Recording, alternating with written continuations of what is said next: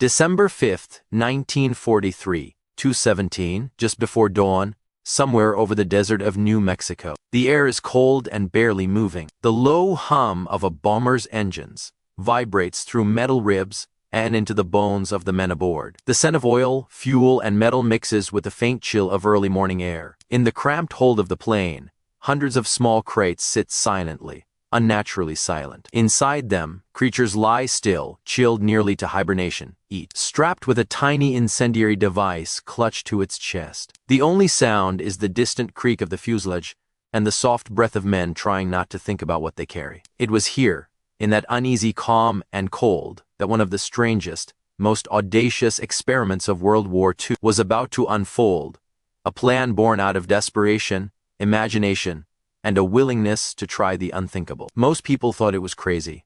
That was the first reaction among military officials and engineers who heard the idea. But for one man, the oddness of the plan was precisely what made it brilliant. The idea came from Lytle S. Adams, a dental surgeon from Pennsylvania, who, in early 1942, sent a letter to the White House. He described a vision both simple and terrifying. What if bats, ordinary cave-dwelling bats, could be weaponized? What if thousands of them, each carrying a small timed incendiary device, were dropped over Japanese cities, released to roost in the wooden houses, attics, and eaves and ignite them all? The letter reached the desk of President Franklin D. Roosevelt. A memo accompanying it noted, "This man is not a nut. It sounds like a perfectly wild idea, but is worth looking into." And so began one of the most bizarre and secretive experiments in the history of warfare, known as Project WWII. The goal, to set fire to Japanese cities not with conventional bombs, but with thousands of bats. The logic behind it, as improbable as it sounds, was rational.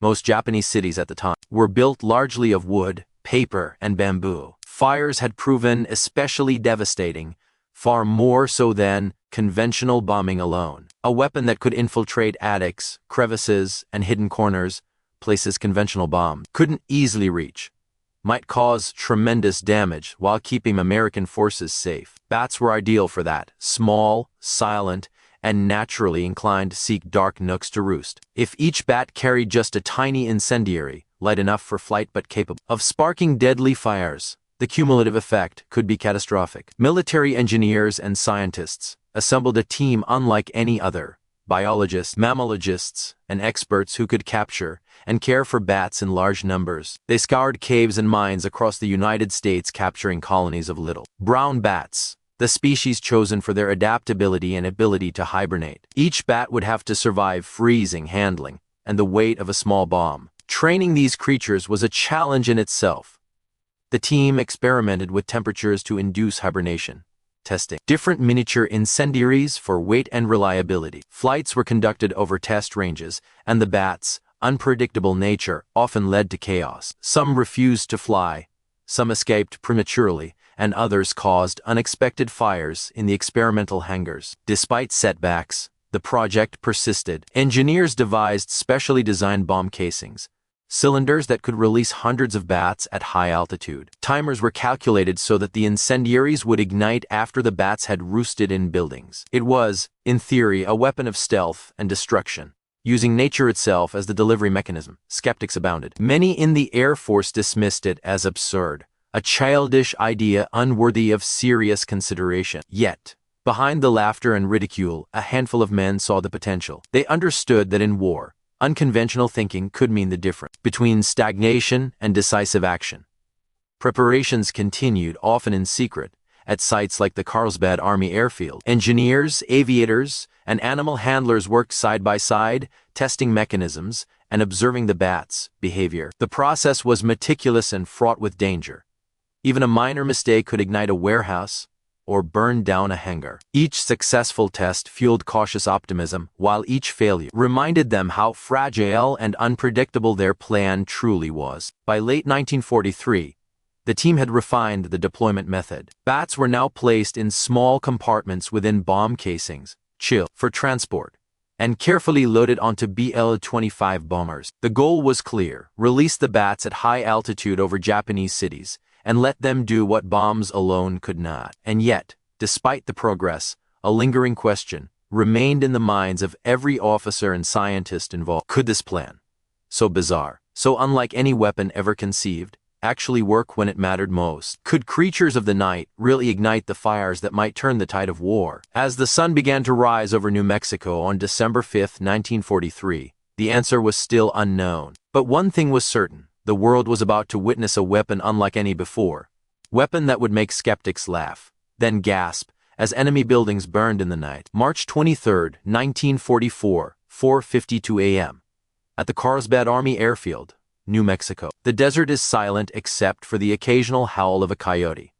The sand underfoot is cold and damp with morning frost. Inside a hangar, men move quickly, hushed but tense. Hundreds of bats lie in crates, each carefully strapped with a small incendiary device. The air smells of wood shavings, dried bats, and a faint hint of gunpowder. For months, this had been the scene of trial, error, and countless near disasters.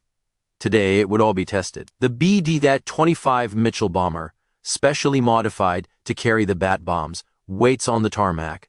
Its metal fuselage glints dimly in the rising sun. Engineers load the cylindrical bomb casings onto the plane, the compartments meticulously checked. Inside each casing, dozens of bats are packed, hibernating but alive. The handlers work quickly.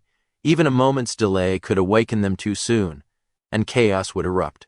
These were not ordinary bats. They were little brown bats, carefully selected for their ability to roost in hidden, elevated places. Each bat carried a small incendiary weighing just a few ounces, a technical marvel of miniaturization at the time. The devices were designed to ignite hours after release, ensuring the bats had time to find shelter. A single bat could start a fire, but hundreds unleashed together could engulf entire neighborhoods. The plane taxied, engines thundering, sending a shiver through the desert morning. The pilot checked instruments, then signaled to release.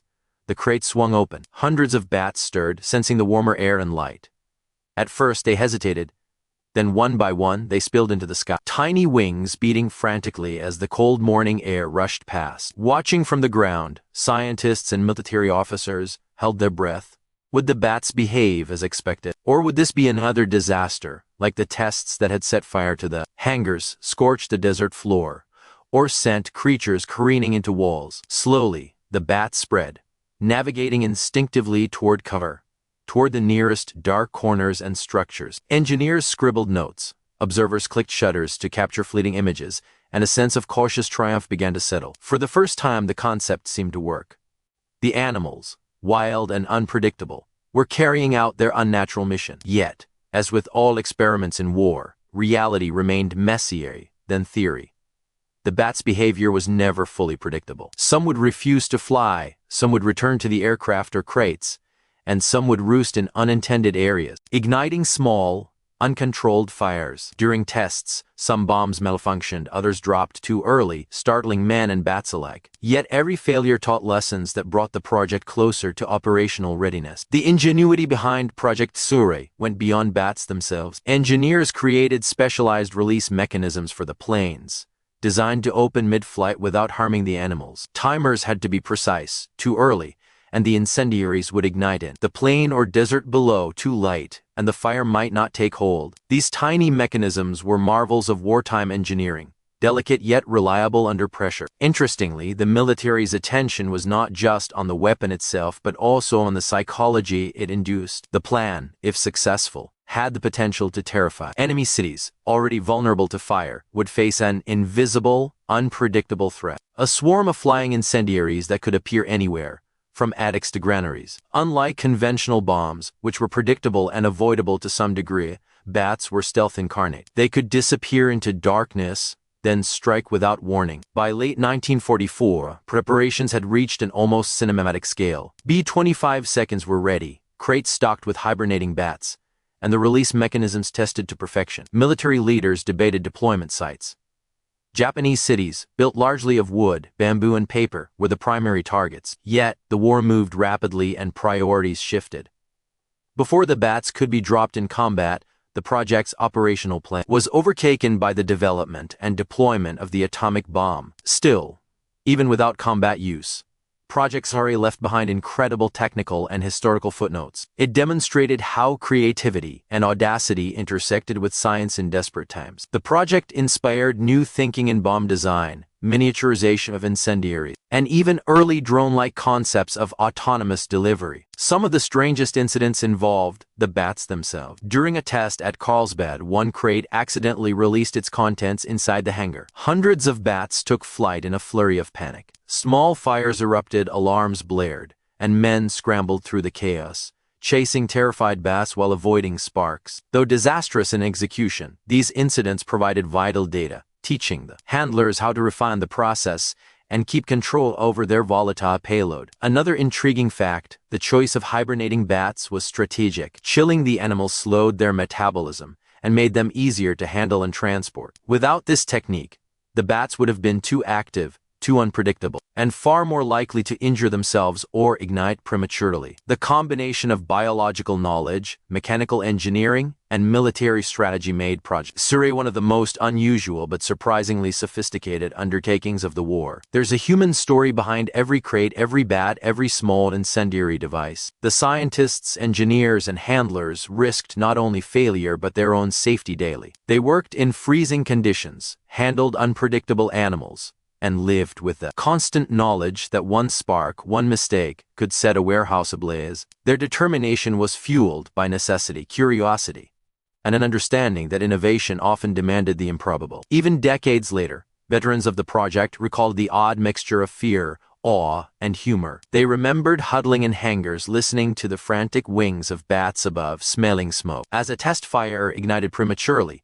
and knowing they were working on something utterly unique. Some laughed at the absurdity, some trembled at the risk, but all understood that, in war, imagination could become a weapon as lethal as steel or gunpowder. The question lingered, could bats, tiny and fragile, truly cause devastation on the scale of conventional bombing campaigns? History never gave a definitive answer, because the project never saw full-scale deployment. Yet, through tests and partial operations, it proved that unconventional warfare could harness nature itself in ways previously unimagined. Part 2 ends with the growing tension and anticipation of the ultimate question: if these bats had been deployed in enemy territory, could a swarm of creatures carrying tiny incendiaries change the course of war? The story now moves toward the climax, the testing, near disasters, and the reflective conclusion about human ingenuity, desperation, and the strange intersections of nature and war. August 1944, 3:41 a.m. At a remote testing site in Utah. The desert is quiet, but there's a charged energy in the air, like the calm before a storm. The horizon is tinged with the first hints of dawn, and a thin wind carries the scent of sand, metal, and a faint, acrid trace of smoke from previous experiments. Men move with precision and a mixture of nervous anticipation. Today, for the first time, the bat bombs would face their most rigorous trial yet. High-altitude release over mock urban structures built to replicate Japanese neighborhoods. Hundreds of bats, carefully removed from hibernation, lie in their compartments, strapped to tiny incendiary devices. The handlers check the timers again, and engineers confirm the release mechanism. A single error could ignite the plane, the hangar, or the entire test site. The B-25 bomber rumbles down the runway, metal shaking, engines roaring, the crates swing open midair, and the bats spill into the sky. For a tense moment, nothing seems to happen. Then, like a silent wave, the bats scatter. They fan out instinctively, seeking nooks, crannies, and hidden spaces in the wooden structures below. One by one, incendiary devices ignite after the bats roost. Tiny sparks catch the dry timber. Flames spread quickly, creeping along roofs and through attics. The men on the ground watch in awe and horror as the fire spreads exactly as they had hoped, yet far more dramatic and uncontrollable than any simulation could predict. It is in this moment that the sheer audacity of Project WWII becomes clear. Here, in the stillness of the desert dawn, bats, creatures no larger than a human hand, have become weapons of war. Not bombs dropped from planes, not shells fired from guns, but living, breathing animals executing a destructive mission. The scene is surreal, almost nightmarish, the sky darkened by flurries of winged mammals, flame consuming buildings below, and men standing in the dust and smoke, barely daring to breathe. The success of the test, however, came with sobering lessons. Bats were unpredictable. Some flew back toward the plane. Some ignited fires in unintended areas. Small fires broke out at the edges of the testing site, and men ran to contain them. Every success was shadowed by the knowledge that deploying this weapon over a real city could be chaotic and uncontrollable. Yet, the promise was undeniable. The concept worked. Nature itself, harnessed with ingenuity and risk, could infiltrate places bombs alone could not. Despite the success, the war was moving fast. The Pacific theater demanded more conventional solutions. The atomic bomb project gained priority, and plans for operational deployment of bat bombs were ultimately shelved. History would never see swarms of bats descending on Japanese cities, but the ingenuity, ambition, and sheer audacity of the project left a permanent mark on military thinking. It was a testament to how far humans could stretch imagination, even in the face of overwhelming danger. The men involved often reflected on the oddness of what they had created. Scientists, pilots, and handlers all recalled the surreal mix of fear, wonder, and dark humor that accompanied each test. They remembered how the tiny bats, creatures often dismissed as pests, had become symbols of innovation, desperation, and the strange intersection of biology and engineering in war. Some joked that if the Japanese had known, they might have laughed, until buildings caught fire overnight. Project WWII remains a unique chapter in the history of warfare. It illustrates a truth often forgotten. War is not just about brute force, but about creativity, audacity, and the willingness to take unimaginable risks. It shows how humans, even in the darkest times, can think beyond the conventional and sometimes create something that defies reason, yet works. It also forces reflection on the ethical and emotional dimensions of such experiments. These were living creatures, weaponized and placed in harm's way. The scientists and handlers were aware of the moral complexity of their work, yet they pursued it for the perceived greater good. It is a reminder of the delicate balance between necessity and humanity, innovation and destruction. And so, as we look back, the story of the bat bombs is more than a curious footnote in history. It is a story of vision and madness, of courage and risk, and of the strange way that human imagination can transform the ordinary into the extraordinary. It leaves us pondering the lengths to which innovation will go in the crucible of war, and how, even decades later, that ingenuity still resonates in our understanding of both science and human nature. Perhaps the greatest lesson of Project WWII is not whether it worked perfectly, but that someone dared to imagine a weapon so unthinkable that it made generals, scientists, and soldiers pause, laugh, and ultimately marvel. It challenges us today to consider, how far can creativity stretch? How do we balance innovation with ethics? And what strange, almost unbelievable solutions might still lie hidden in the annals of human history, waiting to be rediscovered? The night that the first bats carried fire was never replicated in combat, yet the vision of those small creatures igniting entire neighborhoods remains vivid. It is a haunting, extraordinary reminder of how even the smallest beings, guided by human ingenuity, can leave a mark on history that is larger than life itself. This concludes the story of the bat bombs. Imagine standing under that desert sky, feeling the rush of wings, smelling the smoke, witnessing the chaos and precision all at once, and realizing that history, at its strangest moments, often surpasses fiction.